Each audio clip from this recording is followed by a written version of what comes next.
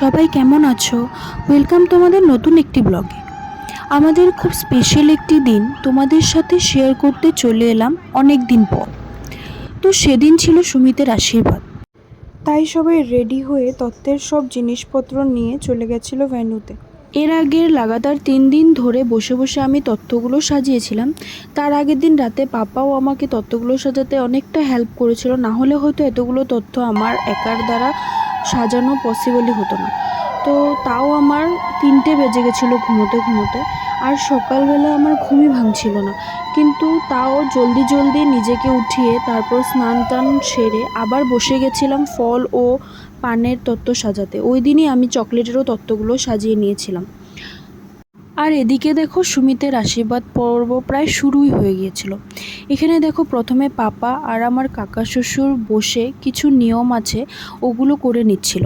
তারপর দেখো একে একে সবাই ওকে আশীর্বাদ দেওয়া শুরু করে দিয়েছিল। তো প্রথমেই আমার ঠাকুমা, মানে আমি যাকে নাম্মা বলে ডাকি, উনি আগে আশীর্বাদটা সেরে ফেলেছিল, কারণ উনি ছিল সবচেয়ে বয়োজ্যেষ্ঠ মানুষ। তো তাই ওনাকে দিয়ে আশীর্বাদটা স্টার্ট করা হয়েছিল। তারপর আমার পাপা ওকে আশীর্বাদ করে নিয়েছিল।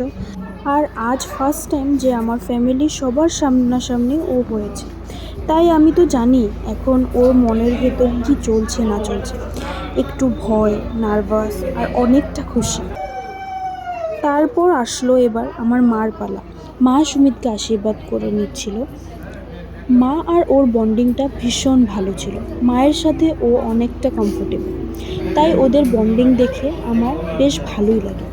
তারপর একে একে আমার মামা, আমার মাসিরা ওকে আশীর্বাদ করে নিয়েছিল। এটা আমার মেজো মাসি ছিল, আর এটা মার জ্যাঠাতো বোন। তারপর একে একে ওর মা, মানে আমার শাশুড়ি মা, তারপর আমার কাকিমণি, তারপর মাসি, কাকা সবাই মিলে ওকে আশীর্বাদ করে নিয়েছিল। আরও অনেকের ক্লিপ আমি তোমাদের সাথে শেয়ার করতে পারছি না। তারপর আমাদের বাড়ির আন্টিরাও ওকে আশীর্বাদ করে নিয়েছিল। তো ওখানে ওর মিষ্টি খেতে খেতে যা নাজেহাল অবস্থা হয়েছিল পরে আমি জানতে পেরেছিলাম। ওকে সবাই ঠেসে ঠেসে মিষ্টি দিচ্ছিল, মানা করা সত্ত্বেও ওকে মিষ্টি খাওয়াচ্ছিল। তারপর আমার ভাসুর আর দিদিভাই এসে ওকে আশীর্বাদ করে নিচ্ছিল। তো দেখো বড়দা আর দিদিভাই অনেক একটা সুন্দর একটা গিফট দিয়েছিল ওকে, যেটা আমার অনেক পছন্দ হয়েছিল। ওরা নাকি ওটা আগের দিন রাতে বসে দুজন মিলে বানিয়েছিল। আর দেখতেই পাচ্ছ এটা অনেকই সুন্দর, আমার তো স্পেশালি অনেক ভালো লেগেছিল মালাটা। তারপর সবার শেষে আমার ননদ আর দেওরেরা মিলে আর আমার ভাই মিলে ওর থেকে সবাই পর আশীর্বাদ নিয়ে নিয়েছিল। ভাই ওকে মিষ্টিও খাইয়ে দিয়েছিল, কত বড় টুকরো দিয়েছিল দেখো তোমরা। আর শেষে ভাই ওকে একটা ওয়াচ গিফট করেছিল, যেটা নাকি ওর সব থেকে বেশি পছন্দ হয়েছিল। তারপর ওরা সবাই একসাথে মিলে কেকটা কেটে নিয়েছিল, যেটা আমি জাগি রোড একটি কেক সেন্টার থেকে নিয়েছিলাম।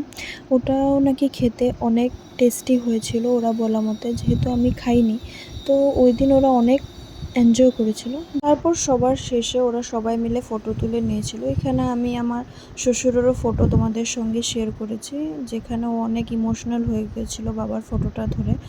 তো 1 মাস পর আমি তোমাদের সঙ্গে ভিডিওটা শেয়ার করলাম। তো তোমরা সবাই আমাকে জানিও যে আমার তত্ত্বগুলো কেমন লেগেছে, বা ওই দিনের ফটো ভিডিওগুলো তোমাদের কেমন লেগেছে।